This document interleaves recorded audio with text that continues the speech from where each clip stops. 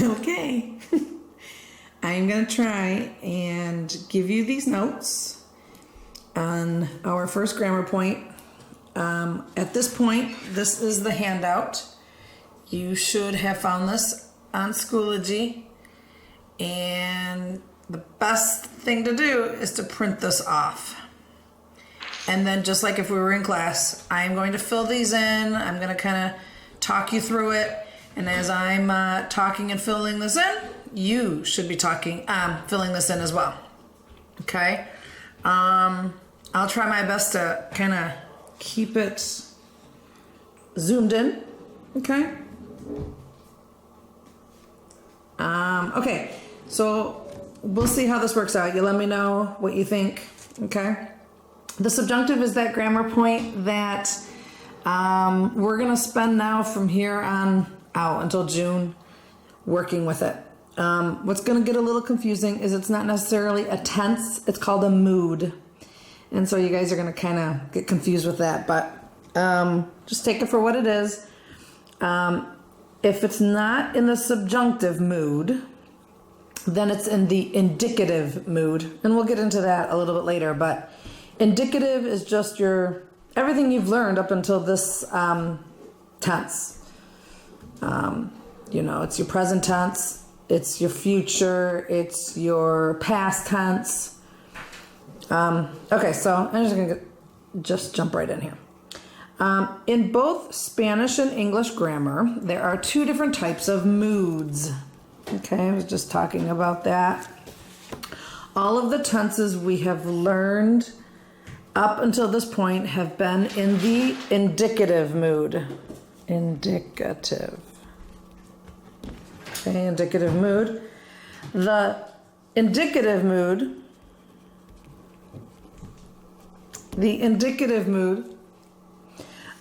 is used to express actions that do, did, or will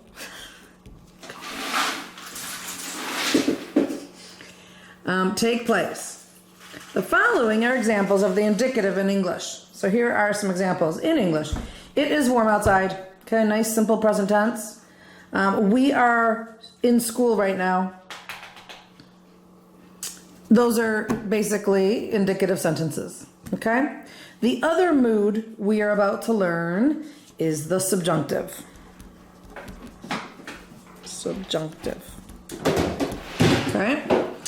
It is used to express that which is not necessarily true or real. So there's some doubt going on in these statements. There was no doubt when I said it is warm outside. I can look outside my window right now and I can see my husband washing the window. I can take a look outside and see, oh yeah, it is warm outside. Okay? We are in school right now. Well, normally, if we weren't in shutdown, that would have been true. Okay? So that's why those are indicative sentences. Subjunctive is not proven. It's still like in doubt. So not necessarily true or real. Believe it or not, we use the subjunctive mood in English. Here are some examples. Our subjunctive in English is dying though. Okay, so we don't really use it often. And people who do use it, we don't hear it very often. So when people do use it, we look at them kind of weird, like, why did you say it that way? Okay, it's like saying, how are you? Well. We don't say well, we say good. And this is the same thing. So this is my first example of the subjunctive in English. I wish that it were hot outside, but it isn't. Okay? I know most of you would just say, I wish that it was hot outside, right? You might say, Maestro, why are you saying were? Well, because I'm supposed to be, guys, okay? This were is grammatically correct. This is the subjunctive. But you're going to say, wait, I don't say it were. I'd say it was. But that's what the subjunctive is doing. It's making it say were because it's not a true or real statement. Okay? So that's why we should be saying were here. And that's the subjunctive in English. All right, here's my next example. If she weren't in school right now, she would be home sleeping. But where is she? She is at school.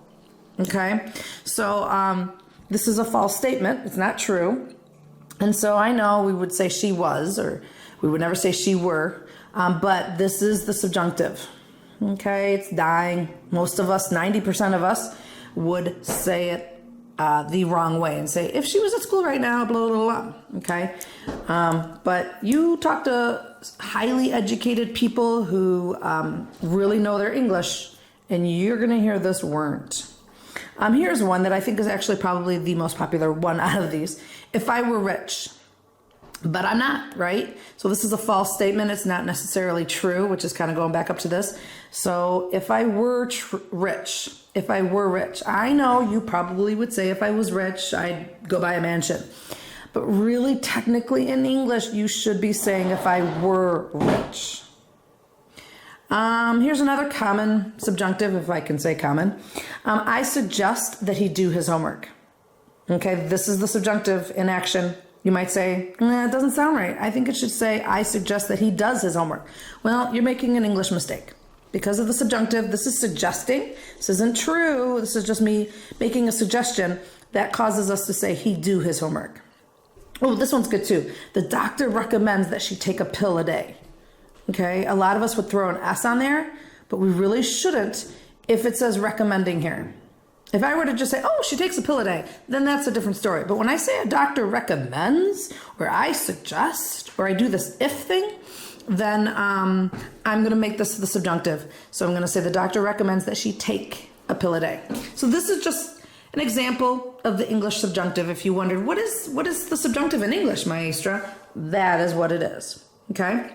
But most of us would make our grammar mistakes, and you wouldn't even hear the subjunctive in those sentences. All right, so how do we create the subjunctive? Okay, that's what I'm basically going to go after today, not necessarily the reasons to use the subjunctive, but just how do we conjugate it? How do we create it? Okay, so the subjunctive, let me switch my paper here. Okay, the subjunctive is formed the same as the formal commands. Formal ustedes commands. Okay?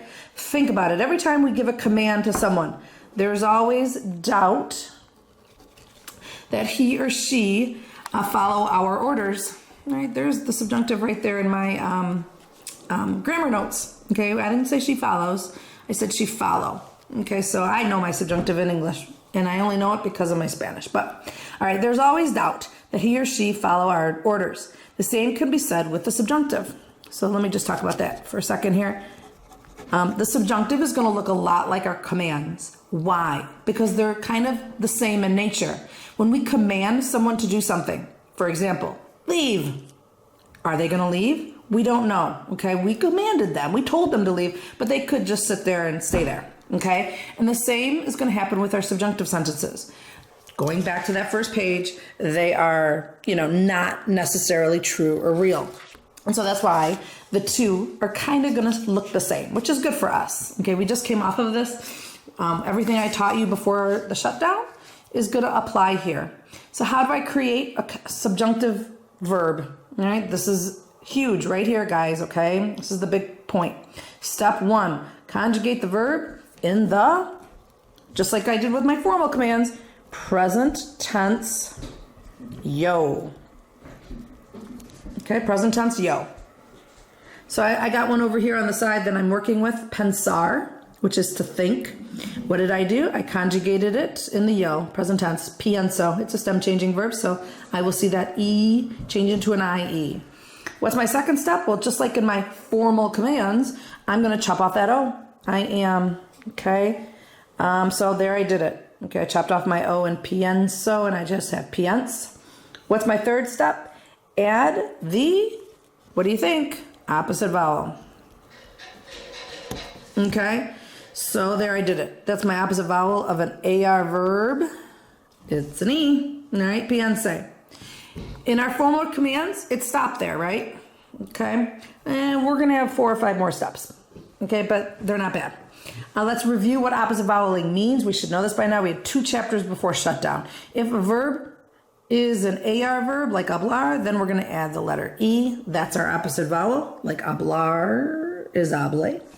If the verb is an ER, sorry, I don't know where I am here. ER or IR verb, like desir or tener. Okay, ER, and an IR.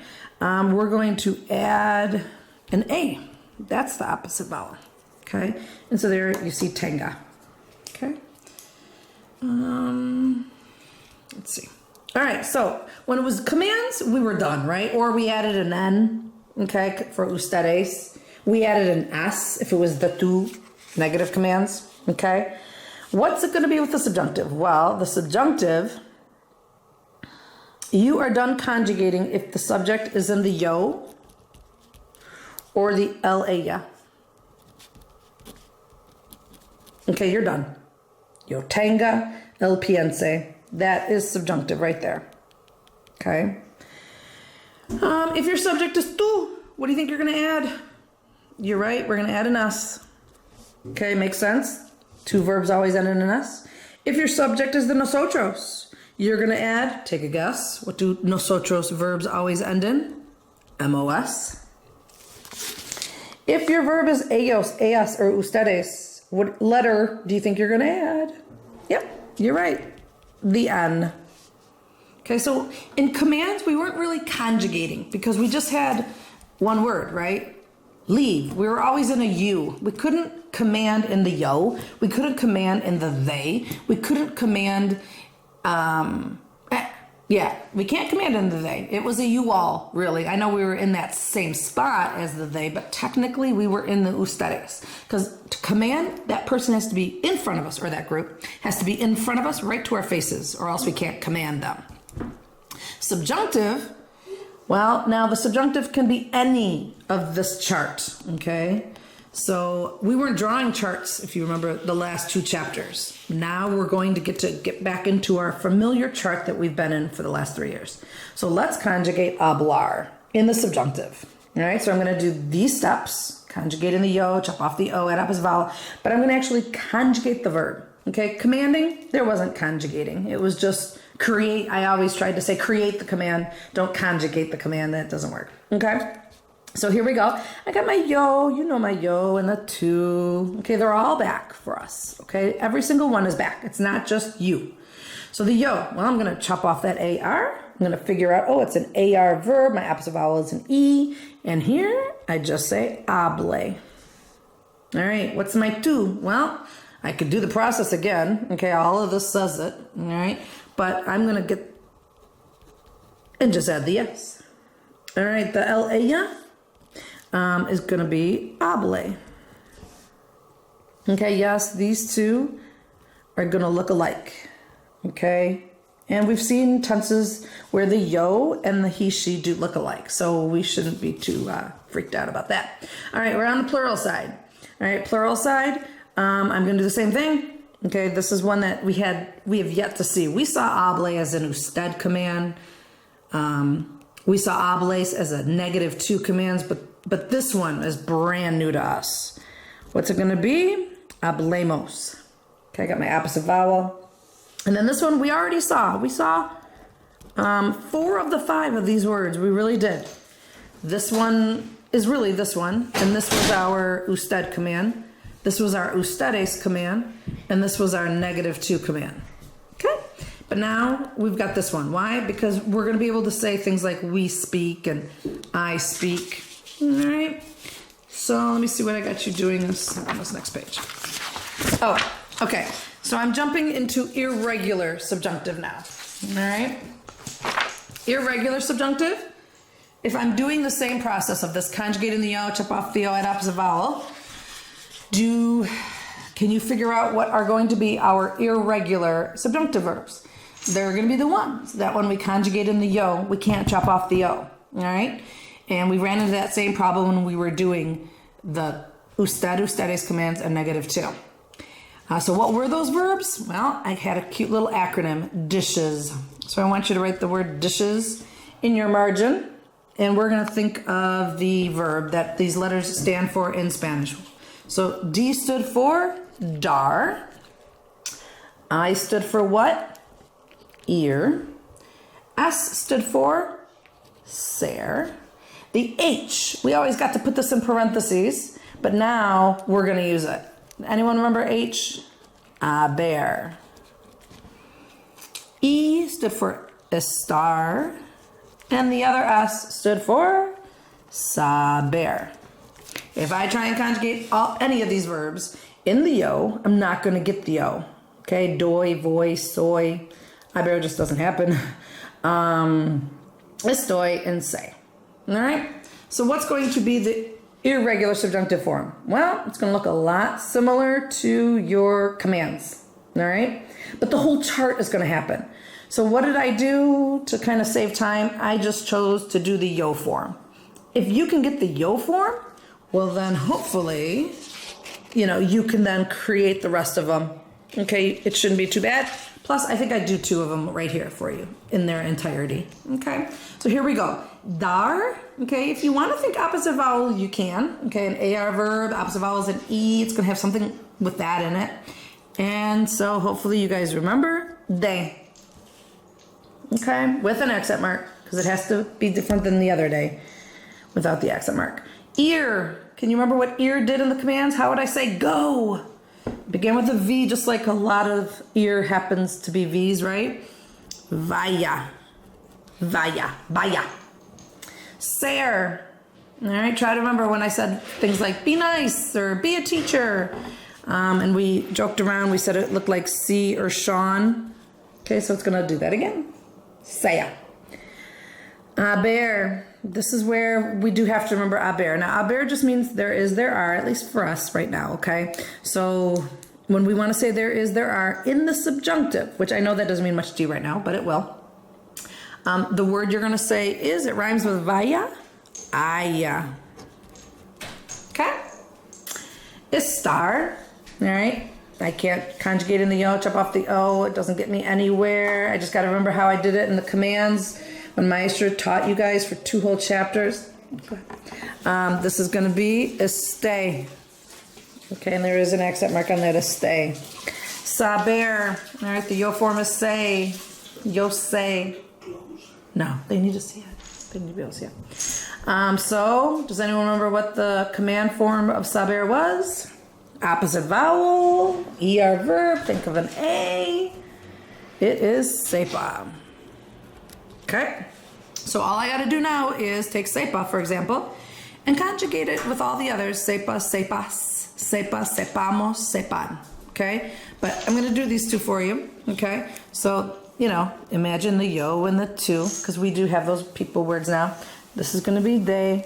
This is going to be des. This is going to be they. Notice the accent marks, okay? This is the new one. Always the nosotros will be our new one that we've never seen. We've seen this when we commanded in the usted. We've seen this when we said -2, like don't give. This one might be a little blurry for you because you never were tested on it. And so for some of you, because you never had a test on it, you never really committed it to memory. We got cut short from the shutdown. This one, same as that one. And then this one was done when we commanded a bunch of people. I say it to you guys when I'm in class, right? Give me them, guys. Den melos. All right? But this is going to be a different den when it comes to the subjunctive. But it's words that we're familiar with. All right, let's do a star. Okay? You should be able to do it. If you want, you can try and pause me, Do it, and then look and see if you do it right. You can always pause my video and fill it in ahead of time and make sure you're getting this kind of killing 2 birds with 1 stone. You are understanding the grammar, but you're also testing yourself to see if you can get it. All right, so that is the subjunctive creation. We've got our regulars. Hopefully we see that. We have our, sorry, my hand is getting really sore holding this camera. You've got your irregulars. So then I just wanted to review and make a point so that you understand what happens with irregular yo verbs. Okay, so like I decided to use poner. Okay, poner is not regular in the yo. It's a yogo.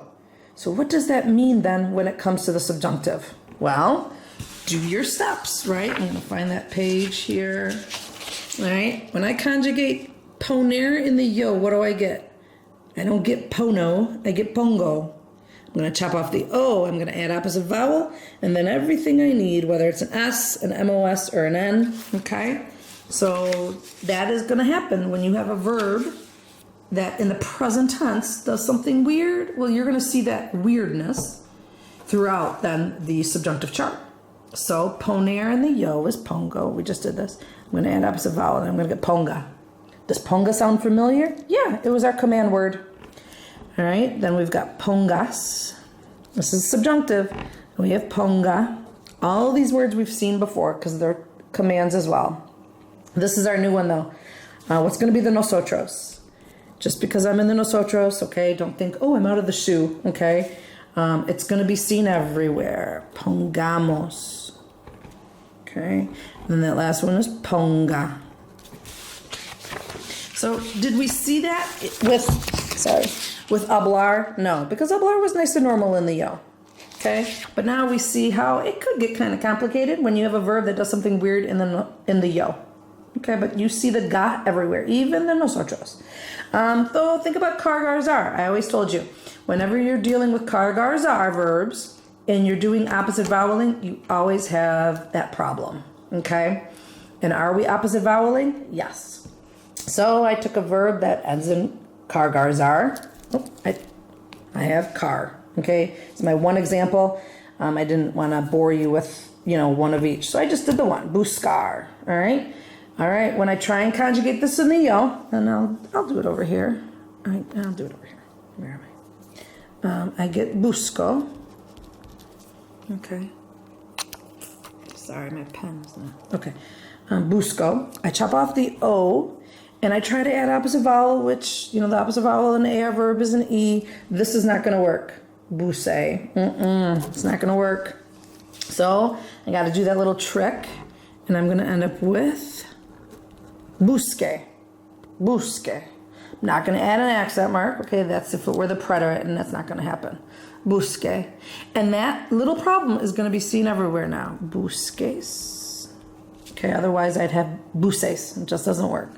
All right, the yo is going to look just like the he, she, buse. Nosotros is going to keep it going.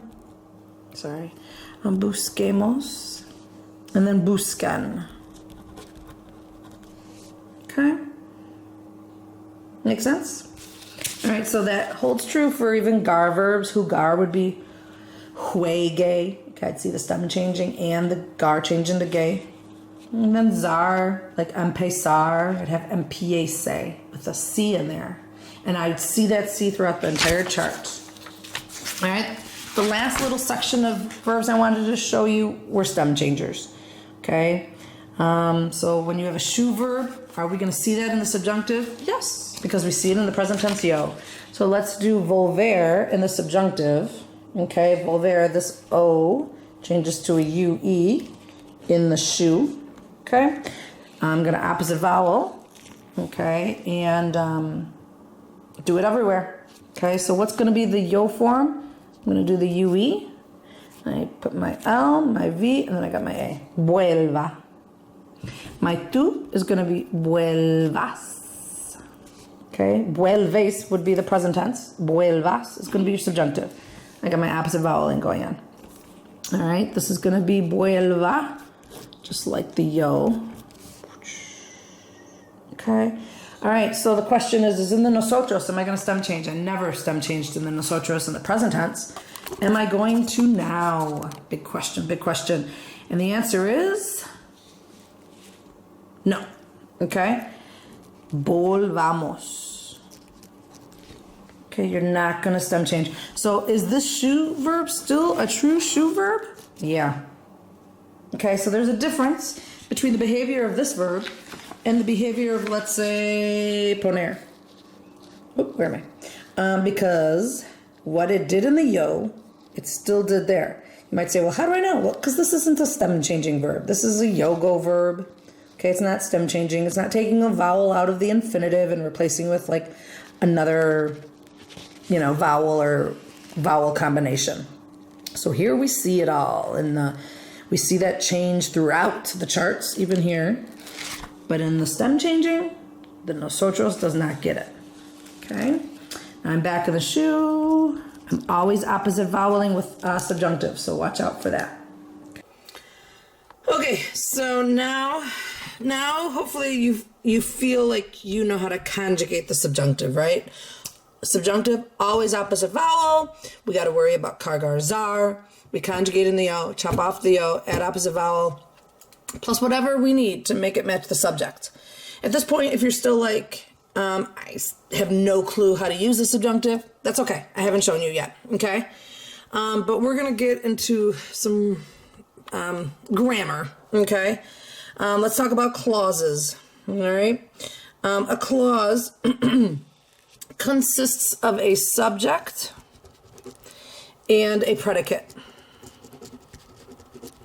Okay, so I got a couple of sentences here in English, right? Tony and Nikki got married when she was 31 years old. I just want you to identify the clauses in the sentence. Our sentences with this subjunctive are going to be very long, okay?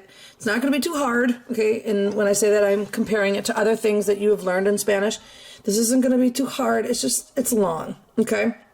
So I need to identify my first clause. A clause has a subject. A subject is like a object or a person doing the action. And then the predicate is the action. So it could stand alone, an independent clause. So Nikki and Tony got married when she was 31 years old. Subjunctive sentences are always going to have two clauses in it. So that's why we're picking this apart like we are. Okay? So here's my first clause. Right there. I'm going to underline it once. I'm going to put a little one next to it. Okay? And then my second clause is she was 31 years old. And I'm going to put two lines under that and just put a little two. All right? And those two clauses get connected with a word like when. Okay? They hope the summer is hot. All right? My first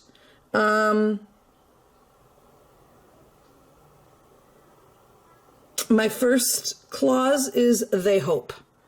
Okay, there's my they hope. This doesn't sound like a complete sentence, but it has the subject and the predicate that I need. I got the subject and the verb, they hope. Okay? I don't have a nice little word that connects. I could put a that. They hope that the summer is hot. But in English, we're really laxy-daisy with putting in these words. Okay, the that and the when. Okay, we can get away with not putting it, and it sounds okay. So that's the first clause. And then the summer is hot is my second clause. Okay? You might say, well, what's my subject and my predicate? Subject is the they, predicate is hope. Here, the subject is the summer, and the predicate is hot. Okay, if I were to separate these two. I am happy my students like Spanish. Okay, if I want, I could put a that in. Here's my first clause, I am happy. My students like Spanish is my second clause. Okay, you might say, Maestra, why are we doing this? You'll understand when we see a subjunctive sentence. All right, so let's create a subjunctive sentence. Sorry, I'm switching my paper around. Uh-oh. Lego. Okay, let's create a subjunctive sentence. Okay, to create a subjunctive sentence, okay, in Spanish, typically you will have two clauses. So that's why we went through all that work we just did. Okay, the first clause. The first clause will use a verb or phrase that indicates some type of uncertainty that the second clause will in fact happen. So your first clause, the first part of the sentence, can't just be anything. It has to have in that first clause some type of uncertainty. Okay, doubt, unsure, wanting is even an uncertainty because you might want someone to do something, but are they going to do it? We don't know. Okay, this uncertainty, okay, that's going to happen in the first clause, the first part of the sentence, sets up the subjunctive for the second clause, not the first. So this new mood that you're learning, the subjunctive, isn't going to appear in the first part of the sentence. The verb that's going to be in the subjunctive is actually going to be in the second part of the sentence. Like, if I were to look back here, it would be, for example, in this third example, I am happy that my students like Spanish. The subjunctive verb is not going to be the am, it's going to be the like. Okay? The am actually causes the subjunctive, which we will see then in the like. Okay. The first clause verb will be in the present. We'll just say present for now. Okay? The K. All right, in Spanish, the two clauses, okay, are separated by the word K. Okay, this is going to be huge, that word K. It's equivalent to the English word that. So in this previous example, we saw a that, okay, this one right here. Did I have to have the that? No. Okay, in English, we can live with it, we can live without it. In Spanish, though, that, which is going to be a K, has to always be there. Okay, you can't do a Spanish sentence with, the two clauses like we're going to do without the K. Okay? All right, so we just focused on the first clause. We got our K, and here is our second clause. The second clause will include a different subject from the first clause. Okay, so we're going to have two different subjects from the first clause, and the verb in the second clause will be in the subjunctive mood. Okay. So keep going. A verb or phrase in the first clause that triggers subjunctive will be called a toot-toot. Okay, this is just the way I teach it. So this verb that's going to be in the first part of the sentence is going to be referred to as a toot-toot. Okay, I might say, if I were in class, where's your toot-toot? What's your toot-toot? And all you're doing is, you're going to answer me with, the verb wanting, or the verb needing, or the verb doubting. And I'll be like, oh, okay, yep, that is a toot-toot for the subjunctive. Okay? So basically, a toot-toot triggers that uncertainty. What could be a toot-toot that would trigger subjunctive to follow in the second clause? All right?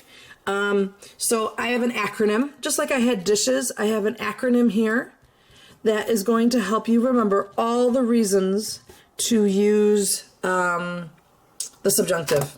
And the acronym for this chapter and from here on out is weirdos. Okay, each letter is going to stand for like a word, and that word is in turn going to be a reason to use the subjunctive, if that makes sense. It's not going to make sense, don't worry, okay, until we start putting it into paper, coming up with sentences, then you will see what I'm talking about. And that seems to always happen with when I teach grammar, okay? Hopefully, for most of you, it clicks by the time we're finished with this, okay? So what is the W going to stand for? It's going to stand for wanting / wishing. Okay? Wanting, wishing. And just to give you an example of a verb that would be in that category, there's going to be a few more, but I'm going to put querer. Querer means to want. So if I say, I want you to leave, in Spanish, that's going to be I want that you leave. The I want is going to be your simple present tense. Okay, that's what it says here. It's just simple present tense in the first clause. Then I'm going to have that K. Then that leaving, I want that you leave. That leaving verb is going to be in the subjunctive. Okay, hopefully it's starting to click a little bit. E is going to stand for emotion. Okay, if I put emotion into the beginning of the sentence, like, I am sad that he got a bad grade. All right, that is going to be a subjunctive sentence. An example of an emotion would be like estar triste. Okay, estar triste. The I is going to stand for impersonal expressions. An example of an impersonal expression is es posible. And all of these toot-toots, okay, these are toot-toots, okay? All of these reasons for subjunctive are on your vocab list. Okay, that's why the vocab list was so long, okay? But the vocab list is going to take us till June, and half of it is the grammar, okay? The R is going to stand for recommendations. Recommendations. Okay. An example would be recomendar, which is your verb to recommend. Recomendar. Most of your verbs that you're going to be dealing with, you've already seen, before. There's only a few that are like brand new to you. D is going to be doubt. Okay, I doubt that she is leaving. I doubt that she's doing her homework. I doubt that we are coming. Subjunctive, subjunctive, subjunctive, because we have doubt. Okay, that's what this is telling you right here. When you have doubt at the beginning of your sentence, then you're going to have subjunctive. I'm going to use the verb. This is another new one. Dudar. Dudar means I doubt, to doubt. O is going to stand for, actually, a word, ojalá. Okay, ojalá just means let's hope. I'm just going to write ojalá again. Let's hope. It's just an expression they use. Like we might say, oh, hopefully. Okay, the S is going to stand for something. Slash someone. Okay, and this one we're going to write like busco, which means I am looking for. Alguien. Alguien means someone. And then, it'll keep going. I'm looking for someone that can speak 2 languages. That's going to be a subjunctive sentence. Okay, so these are all my reasons to use the subjunctive. Okay, this would be at the beginning of the sentence. Okay, these are examples. This would be a toot-toot. Okay, it's wanting. So that's going to be a subjunctive sentence when I want something. Now I got to be careful because I want a dog is not subjunctive. So what happens is I have to have a change of subject, which I think I write right here. Okay, right here. The second clause has to include a different subject. So that's why when I'm making all these examples up as I go, I am purposely always changing the subject or else I don't have subjunctive. So this is an important part. Okay, this right here is huge. You need a different subject. I want to leave is not subjunctive. I want her to leave, or in Spanish, I want that she leave. That is a subjunctive sentence. Okay? And I think that is it. I know at this point you still might be a little weary of this grammar point, but really my focus here is only on the conjugation of it. So the next grammar point will be all about this still, okay? And it'll get into that wanting. Our first grammar point will be the W, and then our next one will be, one of these letters. And so I'm just going to go through this one letter at a time. But for now, like your homework assignment is only going to be on, conjugating it. There won't be any sentences in your homework for the next time we meet. So it'll just be, can you do this process? Conjugating the O, chop off the O, add opposite vowel, and make it work for the subject. Don't forget when you do your homework, every single time you're opposite voweling. Don't forget dishes. You're going to start to see dishes in your homework. So don't forget about dishes. Remember, you can have something like sepamos. Don't forget yogos. Okay. Don't forget cargars are is going to cause a problem. And don't forget stem changers. And that should just prepare you for the homework assignment. This here with all the sentence talking and clauses and stuff, you won't have to deal with that on tonight's homework. All right. Hopefully that worked. If you have questions, of course, you can always tune into my Zoom. Okay? All right. Talk to you later. Thanks. Bye.